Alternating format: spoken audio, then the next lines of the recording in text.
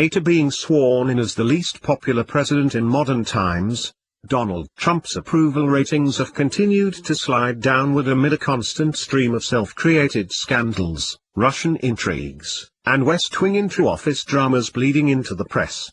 And his plunging popularity could not come at a worse time.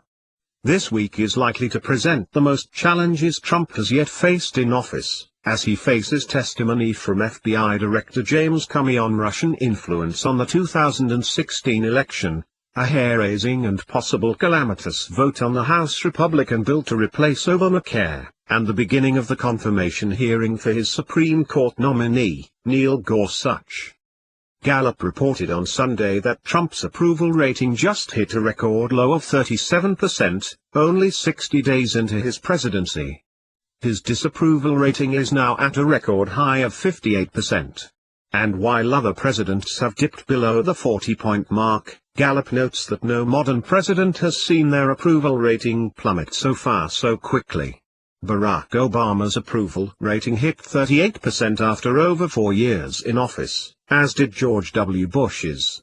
Bill Clinton's record low was 37%, achieved in June 1993, 6 months after he entered office, as opposed to 2. Those dire numbers could worsen in the coming days, as Comey's testimony generates fresh headlines about the Trump campaign's possible connections to Russia.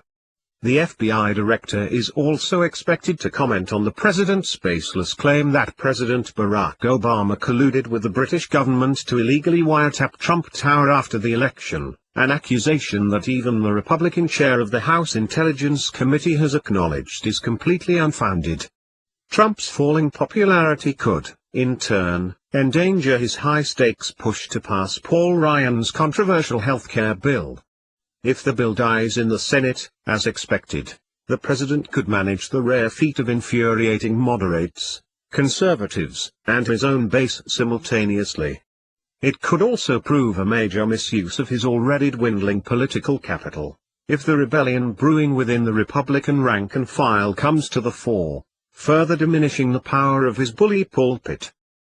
The most glaring sign of Trump's unpopularity is his treatment of Neil Gorsuch, whose Supreme Court confirmation hearings begin on Monday. Though Trump was, at first, endlessly self-congratulatory in promoting his nomination of Gorsuch, Politico reports that the Trump administration has since shown an unusual reticence to publicly support him, largely ceding control of the prep work in recent weeks to Vice President Mike Pence and White House counsel Don McGahn. Trump himself has said virtually nothing about Gorsuch in the last month, which, as Harvard law professor Alan Dershowitz told Politico, was strategic. He picked somebody he knew conservatives would like. He wants to win. But we haven't seen a lot of tweeting about it. He's kept out of it. This is the best proof that to the extent Trump stays out of issues, they can work smoothly. A less diplomatic explanation might be that Trump's smarter advisers are aware the president is only becoming more politically toxic, and that their best chance of ensuring a mostly drama-free hearing would be for Trump to keep his mouth closed.